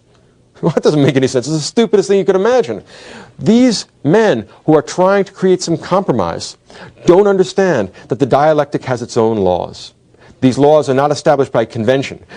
Real reasoning, serious point-by-point thinking has its own logical principles internally. They are not established by having a vote on them. They would be that way whether you liked them or not. So Socrates is standing around while these guys decide if they can't come up with some useful construction of the dialectic. And he's thinking, the dialectic is far bigger than you. It is prior to you. And you have to bend your knee to it. It doesn't have to adjust itself to your predilections. But they don't quite understand that. So they managed to bring Protagoras back in because, strangely enough, Alcibiades, one of the great evil men, or one of the great seducers of the Athenian people, is a friend of Socrates in this dialogue and shames Protagoras into coming back into the argument. He says, look, let him admit that he doesn't know how to engage in dialectic if that's what Protagoras wants to do and pull out. Socrates admits that he can't match him in long speeches. So if they want to say you're the king of this, I'm the king of that, that's fine. But Protagoras is too big a head to admit that. Once it's put in those terms that he can't meet Socrates on the level ground of dialectic, then his pride brings him back in. He's read too much Homer. Right? So back we go in. He's going to do something heroic and win a great victory here. So we go right back into the argument, but they give the serve, it's like tennis, they give the serve to Protagoras. They say, okay, old man, you can ask Socrates as many questions as you want, starting from the beginning. And then after you finish asking questions, then you're expected to answer them. So, Protagoras, he doesn't want to talk about math, he doesn't want to talk about the unity of the virtues, he doesn't want to talk about any of that jazz. He says, I have an idea. Let's talk about virtue, but my way. Socrates, do you know the following passage from Simonides, the great poet, one of the guys he discussed in the beginning? And Protagoras gives him the part of the poem, and Socrates says, yeah, I know poetry. I'm not an ignorant man. I'm very familiar with it. Well, Protagoras asks him some complicated question about what Simonides says about virtue. Now, the point is here that of all the kinds of knowledge, or of all the discourses that have any claim towards being knowledge at all, literary criticism is the mushiest. Right? Because you like this, I like that. There are 19 different ways of viewing the same poem or the same literary construct. And it's hard to say which is the best. There's the one you like and there's the one he likes. But how to hierarchically organize them, or how to unify all the various and sometimes contradictory interpretations of a piece of poetry, totally impossible. And that's what Protagoras likes. He says, let's talk about literary criticism. Let's talk about mushy stuff. He's going to drag Socrates into the intellectual quicksand and drown him. Right? Because that's where Protagoras has his great advantage. Socrates knows the deal, though. You don't put anything over on Socrates. He says, okay, you want to talk about Simonides? Well, Socrates gives an elaborate and highly ironic diatribe about this piece of poetry, and he gives 3 different interpretations, all of which are contradictory, all of which are incoherent, and all of which are brilliant. In other words, Socrates creates a sort of parody of literary criticism. And I mean, some of the interpretations are so wild and far-fetched that they're absolutely funny. In other words, I laughed out loud reading this, particularly those passages. As, for example, Spartans are often thought to be coarse, crude, uncultivated men? Nay, says Socrates. This poem suggests to us that the real reason why the Spartans have done so well in war is because they have deluded all the other Greeks into thinking that the Spartans get their prowess by constant military training and by constantly engaging in physical exercise. No.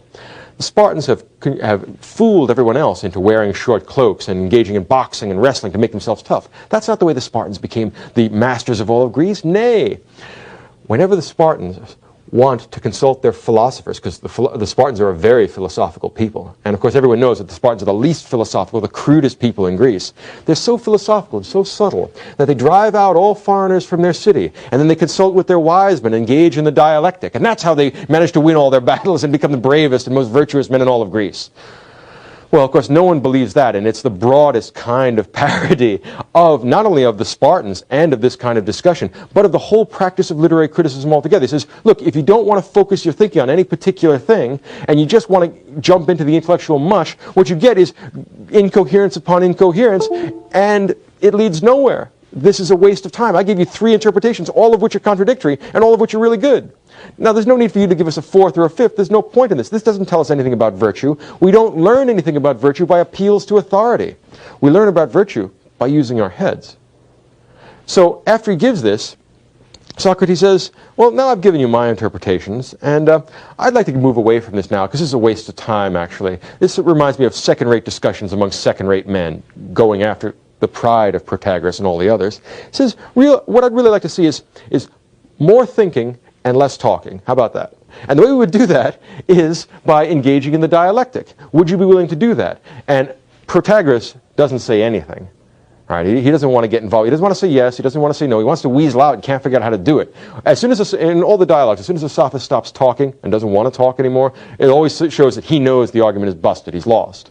But it'll be another few minutes before everybody else manages to catch up, because the sophists are smarter than most men. Well, Alcibiades comes through again. He says, do you approve of the way he's behaving? I mean, let him say that he doesn't want to engage in the argument. He wants to give it up, and he's going to go back on his former agreement, if that's what he wants to do. But if he doesn't, then answer the question. So Alcibiades, again, prods him along, and Protagoras says, okay, I'll answer questions. Come on, bring it on. And Socrates, of course, like a hound, back onto the scent. He says, good, I want to talk about the unity of the virtues. So he's forgotten nothing. This little interlude has been meaningless. We haven't found out anything about virtue. We're talking about Simonides. And he talks about a number of things. First of all, he says, now give me a straight answer. You can change, because you've been changing all the time. It's all relative and it's all messy. Give me your answer this time. Are the virtues a unity? And now, Protagoras changes the answer he gave in the beginning. He says, well, I'd say they all have kind of a general resemblance, which is the closest you're going to get to Protagoras saying, yes, they're a unity, right? Kind of, sort of a general resemblance in a way, which is like saying, well, I think that 2 and 2 is sort of like 4 in a sense. In other words, you can't qualify this. It either is or is not a unity. Socrates wants to know some definite answer. And he says, with one exception, I think that it's probably true that courage is not part of the unity of the other virtues. I can see how wisdom or moderation would be part of one unified thing, virtue, but I've seen many evil, ignorant, foolish men who are courageous. And of course, that little exposed area where courage is left out of the argument is just what Socrates is going to jump on, and that's where he's going to win the argument. So he goes around the long way. He says, okay, let's investigate that. First of all, he wants to find out about the connection between pleasure and the good. He asks Protagoras, do you think that the good and pleasure are the same thing? Protagoras says, no. I mean, the many do, the mob do, but I myself do not, which is the smart move, because he's tailoring his answers to Socrates. He knows that Socrates is going to want a very moralistic kind of reasoning, and he's not going to go for the idea that the pleasure and the good are the same thing. And then Socrates asks him about hedonism. He says, even though the many do believe that pleasure and the good are the same thing, you wise men, you and I, or Protagoras and I don't believe that, but the many do. At the same time, these hedonistic people, these people who think that pleasure and the good are the same thing, they also believe in akrasia, which is weakness of the will.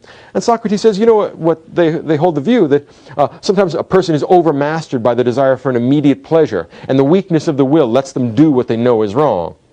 And then Socrates goes around and shows that hedonism, the idea that pleasure is the good, is logically incompatible with akrasia. What that means is that any time that for people that hold that pleasure is the same thing as the good, weakness of the will is impossible. It just means that you want this good thing. It doesn't mean that you can be overpowered by the will. There's an internal inconsistency between akrasia and hedonism.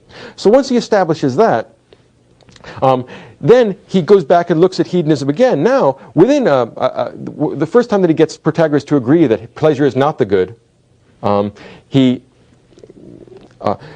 first time he gets him to agree that pleasure is not the good, Protagoras says, yes, I'll side with you.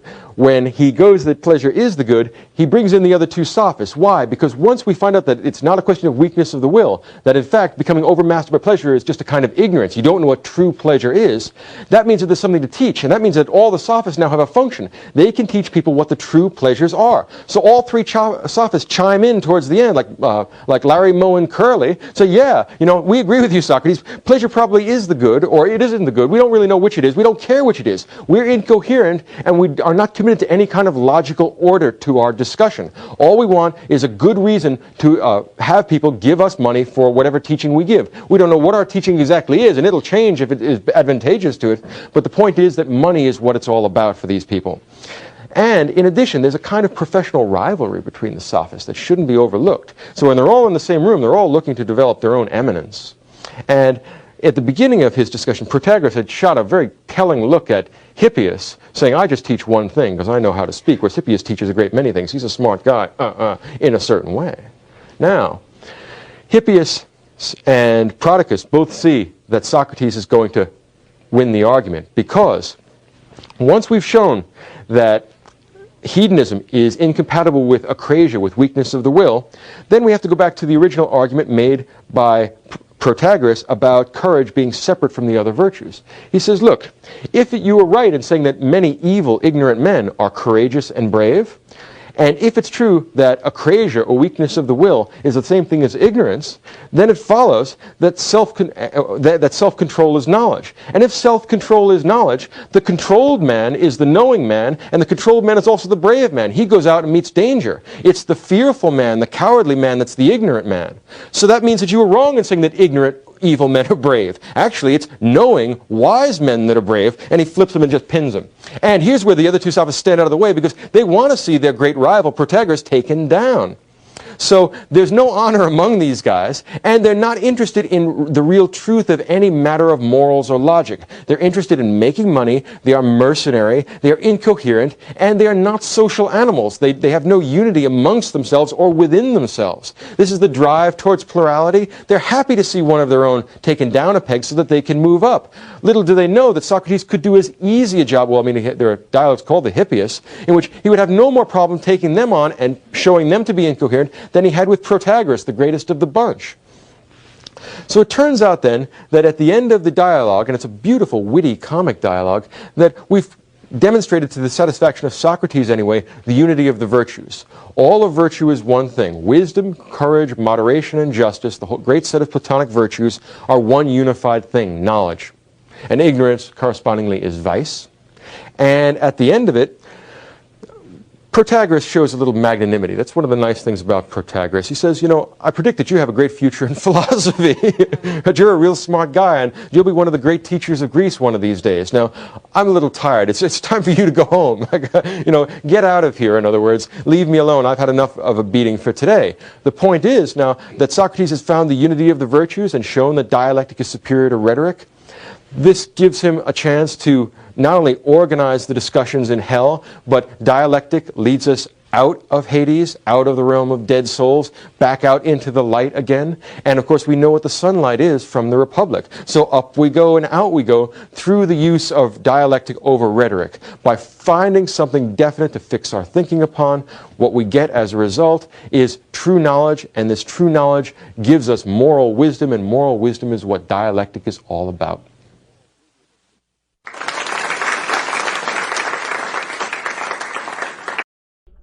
All right, I couldn't fix my camera, so I'll talk a little bit about it.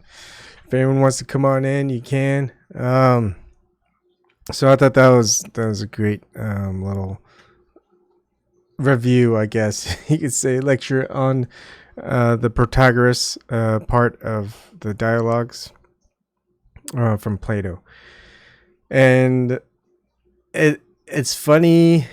Well, not so funny, really. But if you put it in a context of, are there sophists today, and who are the sophists? Now the thing is, you're gonna see like almost everybody that's high in well regard are sophists, and I mean, just think about it. It's they don't want to engage in conversation. They're not social animals. They want the appearance of it. Just think of any mainstream journalist, or maybe even some alt journalists, or some just reporters, someone who's just on in mainstream or alt streams where they've got upwards of 20 to 50 to maybe even millions of subscribers and views. They're not going to talk to any just person. They're going to be like, oh, so how many subscribers you got? How many views? Who are your sponsors? And all of that stuff. Again, it's probably more about the money that they get, because I mean, it's just, for them, it's just a waste of time. Who wants to watch someone having a conversation with Joe Schmo, right? Like, there's no point in it, unless the point in it is to make the Joe Schmo look like an idiot or something like that, and have all the people who are your fans just laugh. But do they engage in just looking for the truth?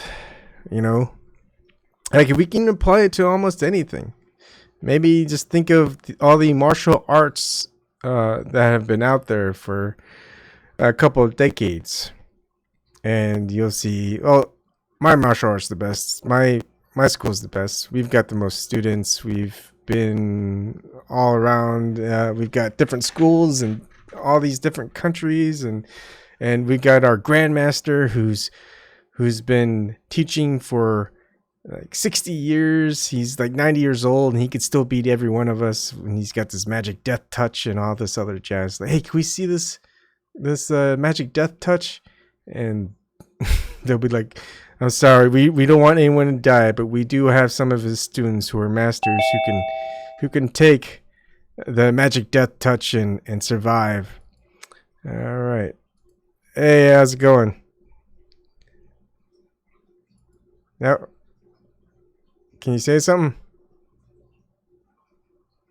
I don't hear anything from you.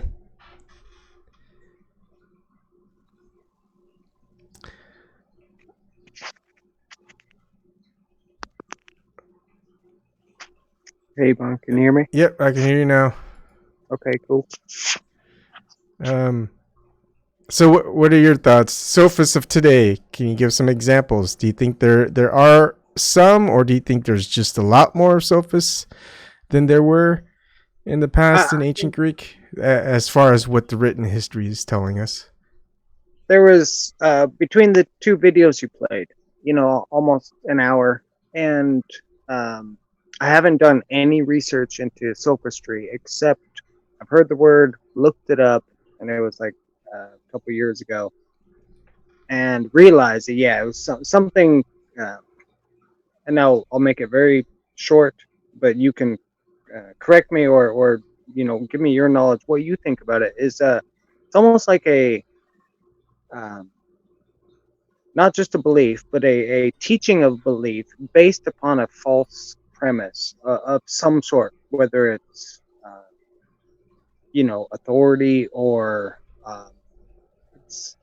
so I can't say that I've looked into it. Like, I don't know the definition of it. What would you say sophistry is? If there was a sophist, give a topic and like what would they say versus reality? Okay, so you've got individuals who are looking for the truth, and I think Tom Richey had a good point when he says, "Look, the person who's like a Platonist, they're gonna look for the truth. They don't know where it is, but in order to find it, they have to look for it." Now you've got a sophist where it's like, "Look, nobody knows the truth. People are looking for it, and they really haven't found it. But here's what it is. I could say I have the truth, and I could have people pay for it to get the truth, and who's gonna find out if I'm right or wrong? No one else knows." So that's the sophist in a way. They're taking advantage of what no one else really knows because no one has figured it out yet, and they say, "I've got the answer." And if you want to know the answer, well, you're gonna have to join my club. Club is $100 per month or whatever, whatever the fee is to join. I mean, we're going to see a little bit more of this when we get into the mystery schools in Protagoras, where basically he handpicked people who came in. When he gave his lectures, he was always behind a curtain and all this other stuff. And basically, he's got the answers. And he's saying, hey, if you want the answers, you're going to have to join my school. But if you join my school, you're going to have to do a couple of these things. Wear white robes. Yeah. Have your martial arts belt. You got to start out as a white belt. Everyone's got white hair also for some reason. Yeah. You want to go to the next level, you got to pay for it. You get your yellow belt. Here's congratulations. Now you can learn the next level of the truth. And so, Ivan, could I, because your explanation there just really triggered me on a mind thought, and so sophistry could almost be considered consensus. Yeah, right. In some way, I mean, the best sophist is going to be the one who has the most people who believes in what that person believes. Mm-hmm. Or at least maybe that person doesn't believe it, but gets them to believe what this person says. So a sophist is let's say one thought or one man. Let's say one man with one thought. An individual. Yeah, an individual. But sophistry could be the collection of others that latch on to that thought blindly. Almost just because, well, we don't want to think about it, so this has to be real. Right? This is the truth. Because, I mean, this guy says that he's wearing a white robe. Yeah, this person's got hundreds of thousands of followers, and hundreds of thousands of followers can't be wrong. And and then they look at Socrates and Plato is like, man, there's only two Platonists. What do they know? Right? It's like what? It's like the Karate Kid. It's like, so Mr. Miyagi trains Daniel, and I mean, at least it's one-on-one, and Daniel gets a good, all the teachings that Mr. Miyagi can give, because Mr. Miyagi could give him full instructions and training. But then you've got the other guy, Cobra Kai. He's training 20, 30 students, right? And he can't train all of them with all his time. He has to just pick the best one out of them. And, when he needs to go take a break, he tells his best student to take over. And basically he has a better odds of winning a tournament. If you've got a tournament of 50 people and you've got a school with 30 people participating, and you've got one school with one person participating, and you're going to say, okay, we'll see, the better school is the one who wins this tournament.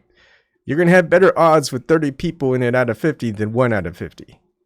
So it's kind of like that, where most people think, oh, well, obviously Cobra Kai's going to win. They got a lot more people. One of them are going to be able to at least take out that one guy from that one school, type of thing. All I know from that example, which is very good, is somebody's going to get kicked in the face, though. Right? So here comes reality into sophistry, right? And so it was a good example, but just in my mind, maybe I'm a little bit sophistry here. I'm just thinking about, the different ways of teaching there. Somebody's gonna feel pain in reality. Somebody, I don't know who. But.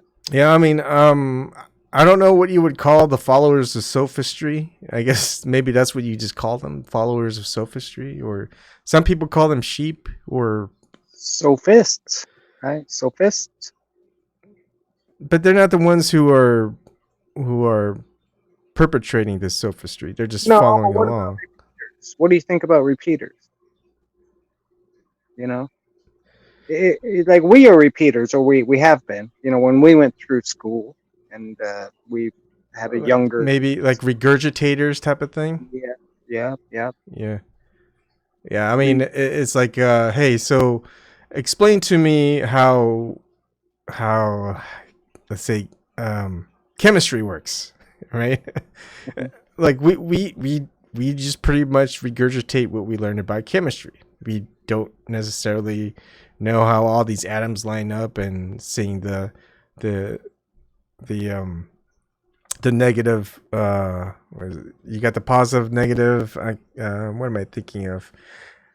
Atoms, ions, molecules, combining, recombining, reactions. I'm thinking the opposite of protons. You got protons, neutrons, and then electrons. Sorry, electrons. So yeah, it's just the electrons have to go and find another. I mean, they have to find another atom to combine with, and if all that other stuff, we regurgitate it. We can't see it in action, and we just put a couple of compounds or together and fire things up, heat things up, and then all of a sudden we get a result. Iban, I know you're on the you know that like everything's backwards. Everything that maybe we've been told, everything's backwards. So even on that little small atom description you gave there, plus and minus, they attract. That's what magnets do. Mm-hmm. You can't put two souths together. You can't put two norths together. And so how in the hell can we have a plus in the center of this atom and a bunch of ends, make minuses floating around, and they don't just attract each other? Like, how is this possible? You just sprung my mind there just thinking about that. Well, what's interesting is everything harpens back to ancient Greece. I mean, the whole idea of atoms was from, I think, one of the pre-Socratics. So back in like before 500 BC, 300 BC or something like that. I mean, most people don't know that. People would think, oh, yeah, the idea of the atoms and stuff, that was in probably like the 1700s or something like that. No. Think way before like 300 BC at least. Yeah. And it's fun revisiting all of this because now that I've just kind of looked at everything again, I'm just seeing how everything pertains to today. And it could be almost as if, imagine, so for the, you know how we have the Dark Ages?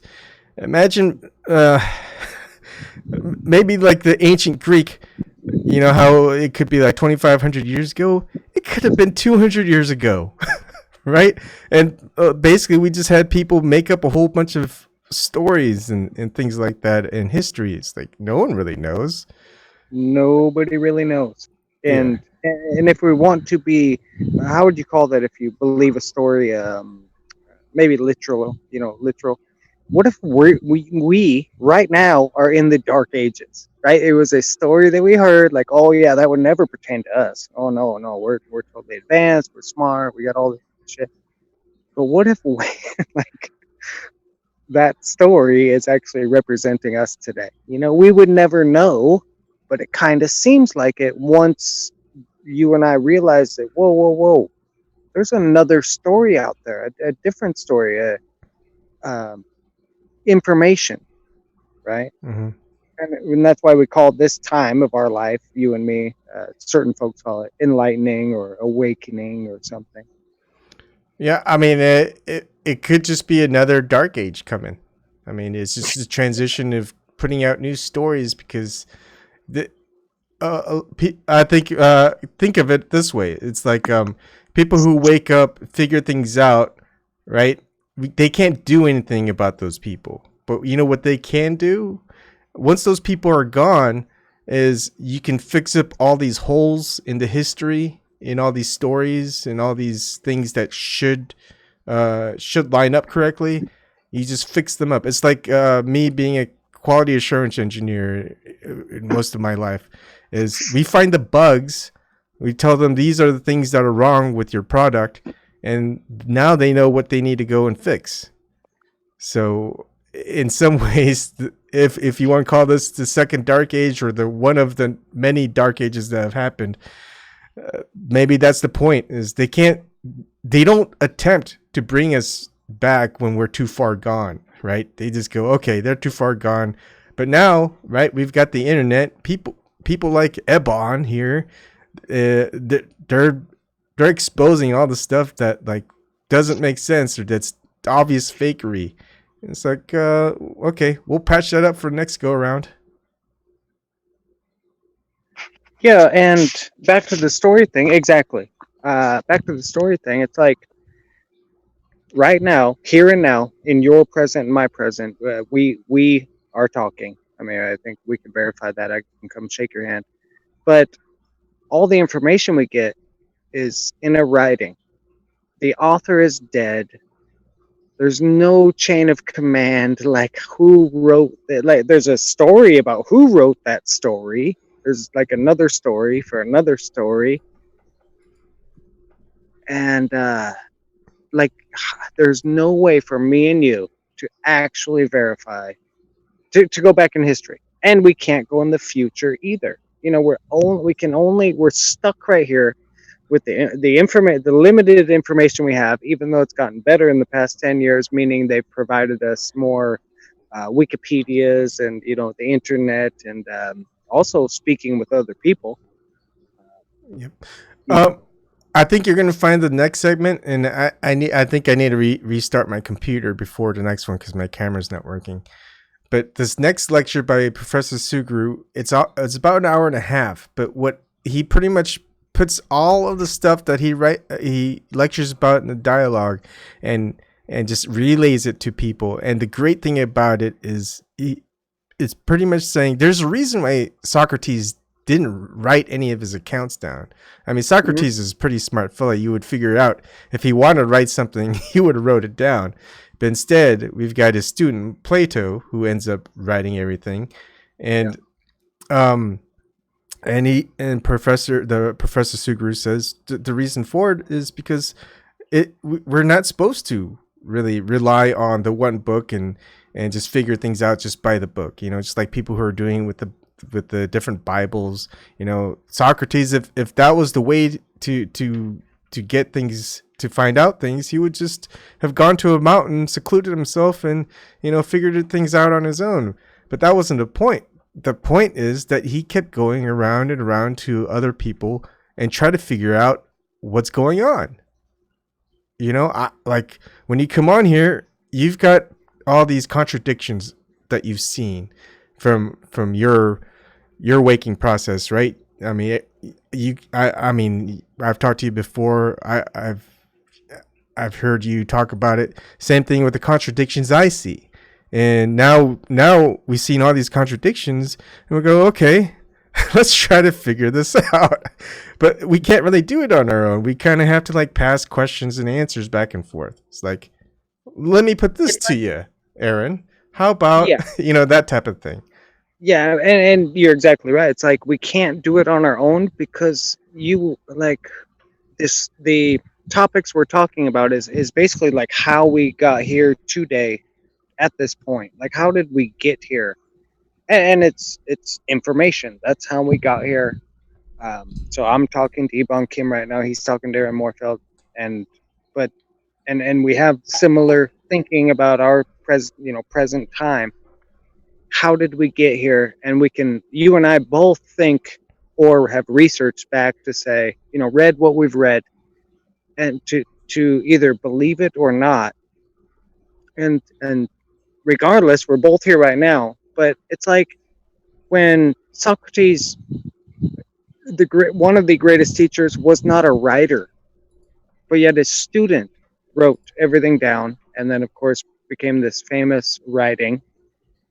It just reinforces in our, you and me's childhood, where we learn this story, maybe high school, middle school, that you don't question the teacher. We copy the teacher, right? We sit there in class on our desk and we write down everything teacher says. We just write it down. We write down everything teacher says. And they're just up there talking. And then they erase the blackboard, right? They erase it after they're done with their presentation. That's a good introspective. Yeah, I like that. Yeah. One of the other things that I think it's on the next presentation too is, pardon me, excuse me, is being a sophist. You just tell a story or in a poetic form or something, right? And how he in the Michael Sugrue's the professor's presentation we just went through, he talks about how the sophist would talk about how great democracy is, and he tells a little bit a story about that. But then if he goes to the next country and it's an oligarchy, he tells about a story of how great oligarchy is. So basically, there's all these stories littered around. Anyone can pick any one of these stories, all these books, whatever, and just pick the one that they like. It's like pick which flavor of ice cream you like. People will just focus on that, and then they'll ignore everything else. Absolutely, one-track mind. I find myself doing that too. Even though let's just create a term for you and me, awake or whatever it is. And I'm always observant. I watch people. I just watch life and just think about all that. But I do find myself just one tracking, and then I think back, like in my high school years or back then, like one track. There was never any outside, never looking out, never questioning anything, Mm-hmm. But I still find myself doing that today. Just as our mind works, you get caught in a, but just not for very long, like 10 minutes. I mean, it's easy to think back when we're, say 16, 17. I mean, just think of all the things we're focused on. Finish school, try to get good grades on a SAT or ACT, get into a good college, find a job, try to, if your grades are good, try to get a scholarship. if you're into sports, try to get into school with a good sports program, Yeah, that but type of stuff. we still had no focus on like a career, right? We were still just pushed though on those exactly what you just said. You gotta try or get good grades so you could get into uni, whether paid for or scholarship or not. But we never remember we weren't focused on a career yet. Yep. You at least I don't know if you knew what you wanted to do in 10th grade. I didn't. Yeah, I wasn't sure. I was thinking of going to the forestry or being like one of those national geographic photographers or videographers. Or animal behaviors. It was that kind of stuff. I wasn't really caring about like the money. And then after I got out of the I dropped out of university, went to the military, got out of the military. It's like, well, I don't know what to do. And then when I said, there's at one point where things started happening. I go, okay, next 5 years, I'm just going to focus on making money. And all I did was, guess what? I made lots of money. Yeah. And then I was like, well, after a while, I was like, well, is this it? I mean, just, just make money. Wait. Exactly. Right? Is that it? I mean, it's part of it. The money is a representation of your labor and your knowledge and what you've created so far in your life. So I'm not discounting the fact that you make money. But at some point, yeah, like you just said, you're like, okay, so this is what I've become. Like, that's it? What else do I do? Why wouldn't you, a guy like you, pursue interests that you love? I mean, how much more valuable to society do you think you could be? Or not to society, but to guys like me or just normal folks, not to the government, but to us. If you pursued everything that you love, you could have YouTube vids on just very, very informative things about things you love. You're still doing well because I'm on here and I think it's very informative. But you kind of follow my path there. Yeah. I'll probably just be, how I like in the spring, there's 3 American robins that just nest in front of our house and just taking pictures and videos and live streaming that. I like doing that. I like going fishing. If I get to go any place that looks different than just rural America, then I'll take pictures and videos and usually I share them with like family and friends, but I'll share them with the public and just things like that. It doesn't take much. At least for me. The only people who don't think that nature is interesting are those that are trapped in the city.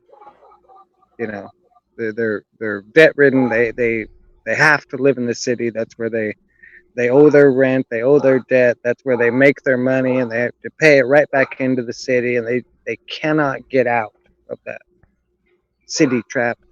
And that's why it's called a city. It's where you sit and you'll never stand up. Yeah, I mean, I don't see many people leaving the city. I see most people going to the city. Exactly. When nature provides all, but they think the city, those big, iron buildings, they think that provides all. It's a convenience. It doesn't provide, but it is a convenient method of collecting what's been gathered, I guess you could say. I mean, because it all starts like here in Columbus, Nebraska, all these farms, it all starts here. Then it goes to all the places where they get processed and then transported, and then they all go to the cities. That's right. That's where all the banks are, that's where. Yeah. If you're a farmer, like all those farmers, they don't need that city, right? I mean, as long as you have food and water, I mean, that's how folks used to live forever, right? Yeah. Food, water, and maybe another person around you so you don't go crazy. Everything's fine. Yeah, and more people was actually worse because they would just take up your resources, or maybe they would just be too greedy and just take everything from like a lake and something. It's like, hey, what are you doing? Why are you taking all the fish from the lake? We all need that fish. And they go, well, I'm selling and making a fortune over in the next town. They don't have a lake. Ooh, no, right? Yeah. Yeah. That's you kind of just describe the reason for what we would call a government. So that the people don't own that lake. Now it's controlled by this entity. Yeah, the government So- says, "Hey, it's okay. He's this corporation. He can take all the fish in your lake." Mm. And we're like, Yeah, "What? they can What?" also do that. Yeah. Favors. Yeah. Yeah. Absolutely. So I want to keep going. If you want to come back, because I'm gonna start up a new stream after I restart my computer. Show this 90 minutes. It'll actually give us more talking points actually, and then go from there. Yeah. Play the video. I'm off. All right. Don't Oh, worry. yeah. So I'm gonna restart and end the stream. End the stream, then restart. Sorry. All right. Thanks, Aaron. And I'll see everybody in probably 30 minutes. It'll probably take me 30 minutes to get started up. All right. All right. Bye. Sounds good, Iban. All right. Have a good night. If we don't chat later, have a good night and all Yep. that stuff. You too. All right. Thank you. Thank you.